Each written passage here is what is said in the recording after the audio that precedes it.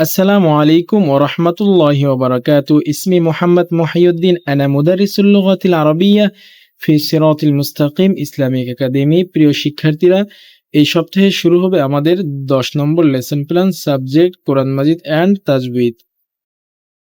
আমাদের রবিবারের lesson plan হচ্ছে 18 নম্বর প্রশ্ন, what is the second pillar of Islam? ইসলামের দ্বিতীয় স্তম্ভ কি, ভিত্তি কি?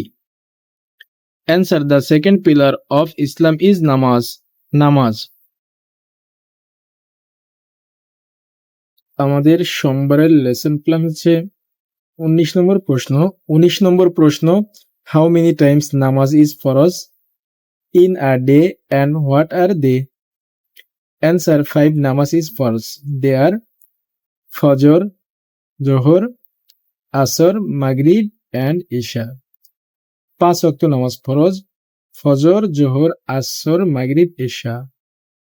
আমাদের মঙ্গলবারের লেসন প্ল্যান হচ্ছে 20 নম্বর প্রশ্ন, হোয়াট ইজ ইবাদত? ইবাদত কি?